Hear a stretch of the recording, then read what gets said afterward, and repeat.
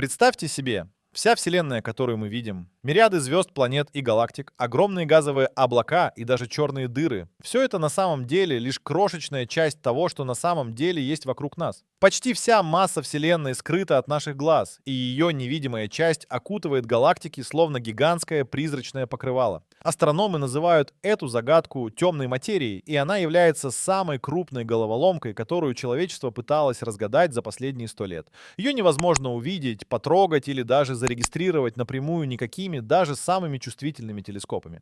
Несмотря на это, ее влияние настолько огромно, что именно темная материя буквально управляет тем, как двигаются и формируются галактики. Все началось в начале 20 века, когда ученые заметили, что звезды на окраинах галактик движутся с такой скоростью, будто их держит какая-то невидимая рука. По законам физики они должны были просто вылетать в космос, но вместо этого оставались на своих орбитах. В середине 20 века астроном Фриц Цвики впервые предложил термин, который позже перевернул понимание космоса. Он заметил, что галактики в скоплении Кома двигаются так, будто рядом с ними находится что-то в 10 раз более массивное, чем все их звезды вместе взятые. Спустя десятилетия Вера Рубин с помощью гигантских телескопов и тщательных вычислений доказала, что почти каждая галактика в нашей Вселенной окутана огромным облаком невидимой материи. Именно оно не дает звездам разлететься в разные стороны на сверхскоростях. Сегодня ученые считают, на каждую одну обычную частицу типа атома водорода во Вселенной приходится 5 частиц темной материи.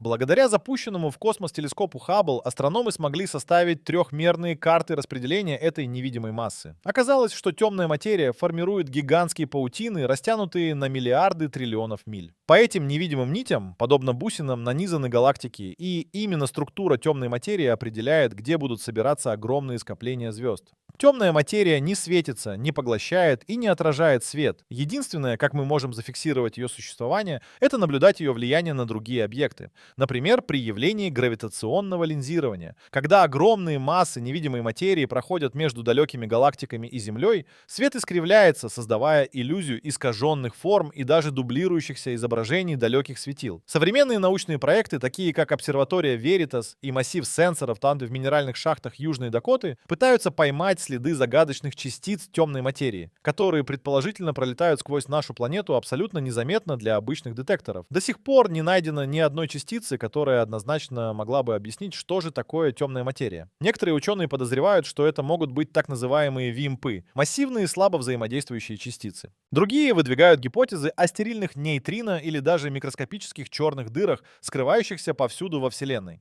Самое невероятное, если бы темной материи не существовало, современные модели космоса просто рассыпались бы. Не было бы ни гигантских галактик, ни ровными рядами идущих скоплений, ни устойчивых спиралей вроде Млечного Пути. Все давным-давно разлетелось бы в разные стороны под действием гравитации. Темная материя — это невидимый архитектор, который рисует каркас нашего мира. Хотя никто не знает, из чего он создан. Исследования продолжаются, телескопы устремлены в самые темные уголки космоса, а лаборатории по всему миру строят все более чувствительные ловушки для гипотетических частиц. Но пока ученые ищут ответы на вопрос, что же это за загадочная субстанция, в глубинах Вселенной зреют другие не менее поразительные тайны, которые связаны с жизнью и смертью самих звезд. Погружаясь глубже в космическую тьму, становится ясно, самые загадочные силы Вселенной не просто прячутся во мраке, а продолжают действовать даже после собственной смерти. Такие объекты, как звезды-призраки, на первый взгляд могли бы показаться лишь фантастикой, но на самом деле именно эти мертвые светила до сих пор влияют на судьбу космоса. Все начинается с того момента, когда звезда доживает свой век. Погасшие гиганты, сверхновые, нейтронные звезды и черные дыры — это не финал, а начало новой космической игры. Когда массивная звезда исчерпывает свое топливо, она взрывается как сверхновая. За считанные дни она способна светить ярче всей галактики, выбрасывая за пределы своего ядра гигантское облако газа и тяжелых элементов. Этот взрыв отбрасывает материю на миллиарды миль. И именно из-за таких космических пожаров в пространстве появляются кислород, углерод и железо. Все эти элементы в будущем станут строительным материалом для новых планет и даже для жизни. Но сердце сверхновой не исчезает, оно сжимается в невообразимо плотный объект. Если масса ядра достаточно, оно превращается в нейтронную звезду, шар диаметром примерно в дюжину миль и с массой, превышающей массу Солнца. Представьте себе чайную ложку такого вещества, она бы весила миллиарды тонн. Нейтронные звезды вращаются с огромной скоростью. Некоторые из них, пульсары, выбрасывают радиоволны такими точными импульсами, что их используют как космические маяки для навигации. Если же ядро еще массивнее, оно коллапсирует в черную дыру. Здесь законы физики перестают работать привычно. Ничто, даже свет, не может вырваться из этого гравитационного плена. Черные дыры способны искажать пространство и время, притягивать звезды и целые облака газа, а иногда даже сталкиваться друг с другом, порождая мощнейшие гравитационные волны. Современные обсерватории фиксируют эти волны и по ним узнают о слияниях черных дыр на расстояниях в миллиарды световых лет. Звезды-призраки живут не только как нейтронные остатки или черные дыры. Белые карлики — это еще одна разновидность мертвых светил. Они раньше были звездами вроде Солнца, но после исчерпания топлива они сбрасывают свои внешние слои, оставляя позади плотное ядро. Несмотря на свой крошечный размер, белый карлик может сохранять жар в течение миллиардов лет, медленно остывая и светясь в темноте. Но почему мертвые звезды продолжают играть такую важную роль? Они становятся центрами гравитационного притяжения, формируют вокруг себя планетные системы, сближают и даже уничтожают соседние объекты. Частицы, выброшенные при взрыве сверхновых, разлетаются на огромные расстояния и создают так называемые межзвездные облака. В излучениях от этих звезд-призраков астрономы ищут подсказки о составе и возрасте галактик. Ведь только по анализу их призрачного света можно понять, что происходило с Вселенной миллиарды лет назад. Некоторые нейтронные звезды, сближаясь с компаньонами, воруют у них вещество. Эти процессы рождают рентгеновские вспышки, которые обжигают пространство на тысячи триллионов миль вокруг. Черные дыры иногда выбрасывают струи энергии, разогревающие гигантские облака газа. И именно так появляются гигантские радиопузыри, обнаруженные в центрах галактик. Ученым удалось даже зафиксировать туманности-призраки, остатки сверхновых, которые светятся еще сотни тысяч лет после взрыва. Мириады электронов и протонов сталкиваются с магнитными полями, создавая живописные светящиеся обручи. Самая знаменитая из таких туманностей — крабовидная. Ее остатки можно видеть до сих пор, хотя взрыв прогремел почти 1000 лет назад. За судьбами этих призраков ведется постоянная охота. Радиотелескопы вроде гигантской антенны в Аресибо, а также космические обсерватории наподобие Чандра и Хаббл ежедневно фиксируют сигналы, которые приходят из кладбищ звезд. Благодаря этим подслушанным разговорам ученые узнают о появлении новых черных дыр, наблюдают рождение пульсаров и отмечают даже малейшие всплески рентгеновских излучений. Этот процесс абсолютно не остановим. Миллионы звезд ежедневно заканчивают жизненный путь, а миллионы новых только зарождаются из выброшенных остатков. Получается гигантский космический круговорот, где даже смерть становится началом чего-то большего. Именно из такого звездного пепла образовалась наша Солнечная система и даже все живое.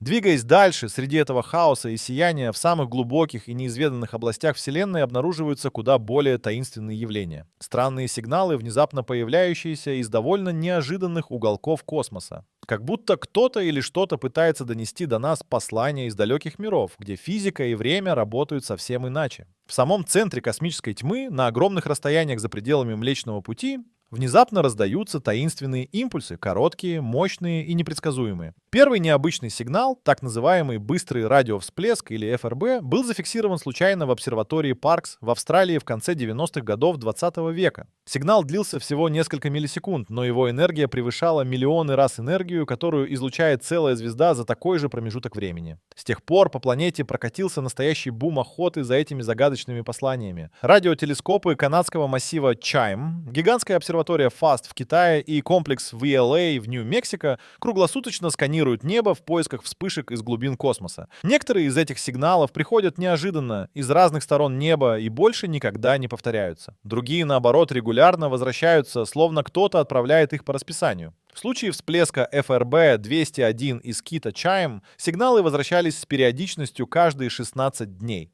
Это настолько поразило ученых, что они предположили, где-то на краю Вселенной работает космический маяк, точность которого намного превосходит любые искусственные системы, созданные человеком. Загадочность увеличивается, когда ученым удается вычислить координаты источника. Десятки всплесков исходят из галактик, удаленных на миллиарды триллионов миль от Земли. Некоторые из областей, где, казалось бы, нет ничего, кроме редких облаков газа. Один из самых мощных сигналов, зафиксированный в 2014-м, пришел из далеких окраин галактики, похожей на нашу, но размером в десятки раз больше Млечного Пути. Существуют гипотезы о природе этих сигналов. Одни называют возможной причиной столкновения нейтронных звезд, другие — взрыв сверхмассивных магнитаров. А самые смелые исследователи допускают даже участие внеземных цивилизаций. Но не только радиовсплески сотрясают воображение. В середине 70-х Национальная радиоастрономическая обсерватория США зафиксировала знаменитый «Вау-сигнал». Мгновенный, очень мощный выброс энергии, пришедший из созвездия Стрельца. Он был настолько необычен, что оператор программы SETI Джерри Эймон отметил его на распечатке восклицанием «Вау!». С тех пор подобных событий не повторялось, а источник сигнала так и не удалось вычислить. В последние десятилетия, благодаря развитию технологий, ученые начали обнаруживать и другие странные сигналы. Например, так называемые быстрые радиоимпульсы, которые приходят парами или тройками, их частоты не соответствуют ни одному из известных природных процессов.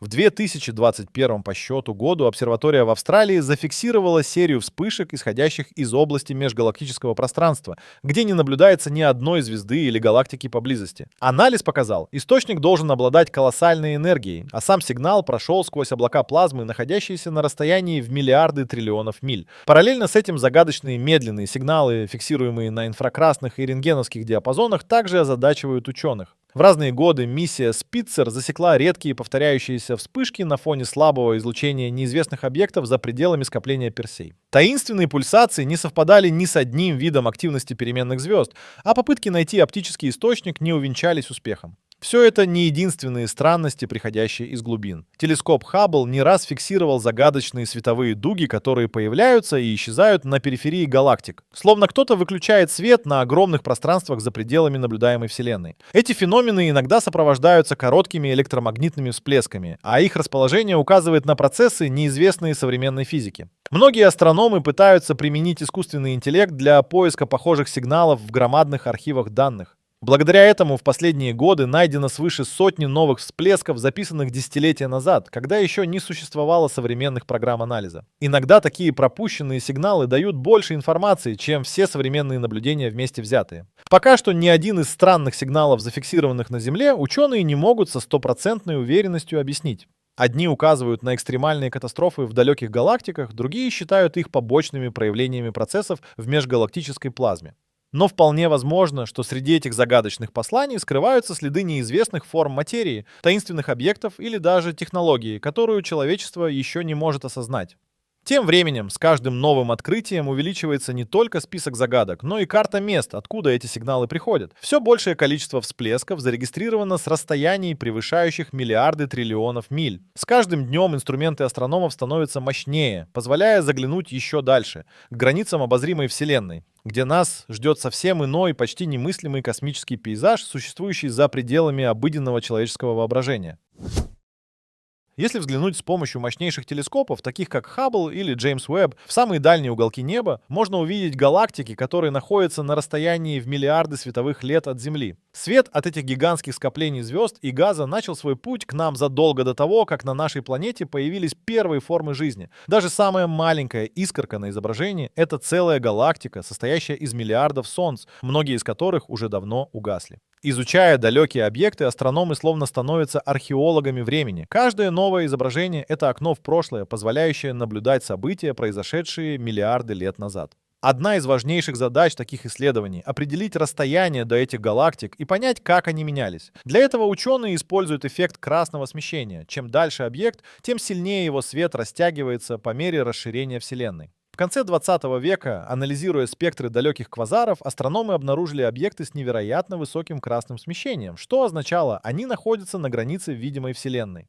Свет от некоторых из этих галактик путешествовал к Земле почти 13 миллиардов лет. На таких дистанциях мы наблюдаем первые скопления материи, которые начали формироваться после Большого взрыва. С помощью телескопа Хаббл был создан уникальный снимок, так называемое глубокое поле Хаббла. Для его получения телескоп более 100 часов смотрел в крохотный, на первый взгляд, пустой участок неба. На снимке оказались тысячи галактик на самых разных этапах эволюции. Некоторые из них настолько малые и тусклые, что представляют собой протогалактики, гигантские облака водорода с редкими зачатками звезд. На других видны яркие вспышки сверхновых, свидетельствующие о бурной звездной жизни в молодом космосе. Рассматривая эти галактики, ученые заметили удивительную закономерность. Чем дальше объект, тем он меньше и компактнее. Первые галактики были значительно плотнее и ближе друг к другу, а их содержимое бурлило от постоянных столкновений, взрывов и рождений новых звезд. Некоторые из самых древних галактик, найденных с помощью инфракрасных и радиотелескопов, состоят лишь из нескольких миллионов звезд. Но чуть ближе к нам встречаются настоящие гиганты — эллиптические галактики, содержащие триллионы светил и облака газа весом в сотни миллиардов солнечных масс. Интересно, что многие уничтоженные или поглощенные галактики до сих пор оставляют следы в структуре больших скоплений. Например, в созвездии Дракона наблюдается галактика, которая буквально пожирает своих соседей, втягивая их остатки в собственное ядро с помощью гравитации. В результате подобных космических каннибализмов центральные структуры гигантских галактик становятся все массивнее, а их световой профиль сложнее. Иногда эти процессы сопровождаются вспышками квазаров, сверхярких ядер, питающихся падающим газом и звездами. Среди особенно поразительных открытий последних лет — сверхдлинные нитевидные структуры, соединяющие кластеры галактик на расстояниях в сотни миллионов световых лет. При наблюдении в радио- и рентгеновских диапазонах такие мосты наполнены горячей плазмой и магнитными полями. Эти гигантские образования помогают ученым понять, как развивалась крупномасштабная структура Вселенной и какую роль в этом играют темная материя и энергия. Путешествие взгляда в прошлое открывает удивительные детали. Например, в направлении созвездия Весов удалось обнаружить небольшое скопление галактик, где происходят множественные столкновения.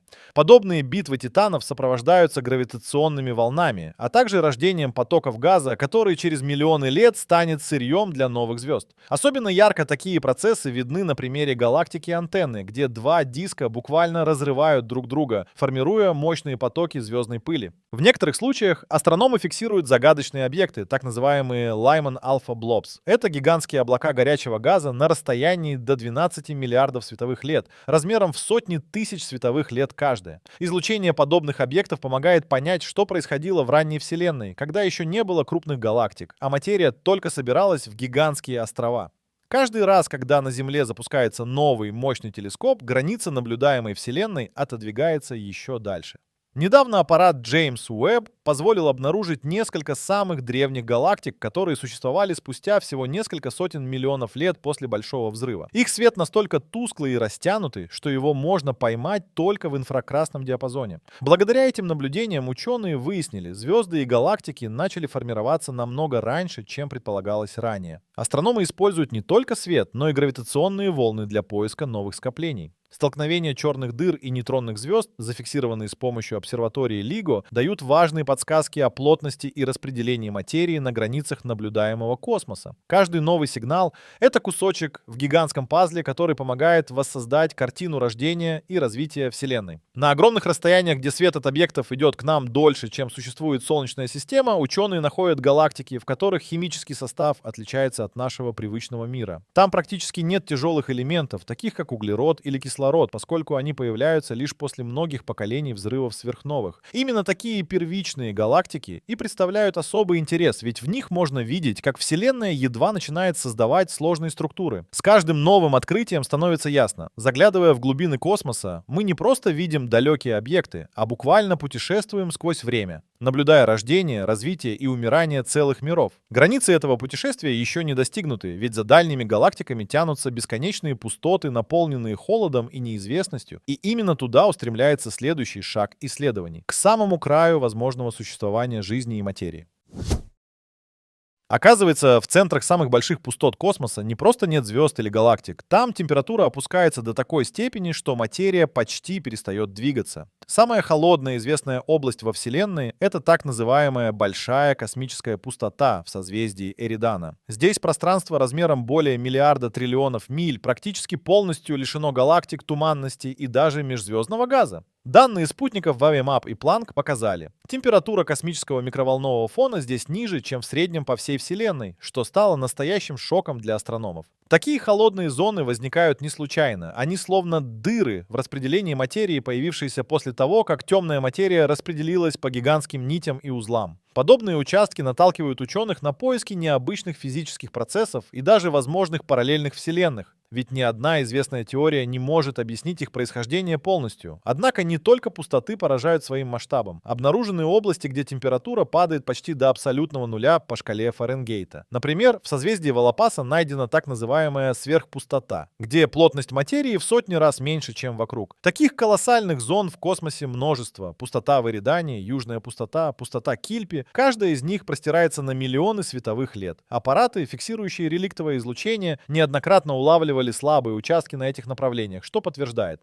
в пределах этих гигантских дыр практически невозможны процессы звездообразования. Исследования показали, что даже самые одиночные гравитационные линзы встречаются здесь крайне редко, и любая случайно пролетавшая через пустоту галактика не имеет шанса найти поблизости ни одной соседки на сотни миллионов триллионов миль. Тем не менее, даже в самых холодных и безжизненных областях космоса события не замирают. В 2022 по счету году исследователи из университета Глазго с помощью телескопа ALMA зафиксировали молекулы окиси углерода в одной из подобных пустот. Это означает, что даже при низчайших температурах возможны редкие химические реакции. Более того, астрономы не раз выявляли облака молекулярного водорода в областях, где температура едва превышает минус 459 по Фаренгейту. Наличие этих молекул подталкивает ученых к поискам жизни на самых неожиданных участках космоса, вдали от привычных звездных систем. Особое внимание уделяется окраинам Вселенной, регионам на границе наблюдаемого мира. Именно там, на расстояниях в десятки миллиардов световых лет, условия для жизни кажутся невозможными. Но в последние годы с помощью телескопов Хаббл и Джеймс Уэбб астрономы зафиксировали необычные спектральные выбросы из темных облаков газа на самом краю космической карты. В этих облаках обнаружены сложные органические соединения: формальдегид, ацетилен и даже следы аминокислот. Все это говорит о возможной химической активности, из которой когда-то могла бы зародиться жизнь, пусть даже не в привычном нам виде. В 2000-х годах проект Breakthrough Listen начал сканировать граничные области на предмет необычных сигналов. В далекой галактике GNZ-Shi-E, существовавшей всего через 400 миллионов лет после Большого взрыва, найдено облако, насыщенное сложными молекулами углерода. Аппаратура фиксирует слабейшие сигналы радиоизлучения. Многие из них не похожи на стандартные всплески, связанные с образованием звезд. Некоторые исследователи считают это признаком редких космических процессов. Другие не исключают вероятность существования там небиологической жизни или даже форм материи, проявляющих активность иначе, чем на Земле. Рассматривая состав атмосферы экзопланет, ученые обратили внимание на необычные подписчики в инфракрасном диапазоне. В 1996 году группа из Принстона провела анализ спектра у далеких планет системы ТРАППИСТ-1. В их атмосферах обнаружены пары воды и метана, а также признаки фосфина, газа, который на Земле может генерировать только жизнь или крайне редкие химические реакции. Эти наблюдения подогревают интерес к сценариям, при которых жизнь может возникать не на поверхности, а в глубинах ледяных океанов или даже в толще облаков, где температура и давление находятся в необычных, но стабильных границах. Погружаясь все дальше, углубленные миссии планируют исследование так называемых темных миров — планет и спутников, скрытых в самых отдаленных уголках галактики. Космический зонд Voyager Odin, вышедший за пределы гелиосферы в 2012 по счету году, начал фиксировать изменения в излучении, связанные с холодным межзвездным пространством. Его инструменты зафиксировали слабые признаки присутствия плазменных волн, которые могут указывать на турбулентные облака и магнитные поля даже там, где, кажется, нет ничего, кроме ледяного вакуума. Интерес вызывает открытие в созвездии Офиуха, где телескоп Кек обнаружил карликовую галактику, состоящую преимущественно из темной материи. Несмотря на почти полное отсутствие звезд, в ней нашлись следы газа и даже единичные молекулы аммиака. Это ставит вопрос о том, насколько разнообразны условия для появления жизни. Возможно, где-то там, в холоднейших закоулках, существуют формы, не нуждающиеся ни в свете, ни в тепле. Такие открытия заставляют пересматривать представления о границах жизни. Последние миссии, вроде космического телескопа Романа, ориентированы на поиск биоподписей в областях, где прежде искали только темную материю и реликтовое излучение.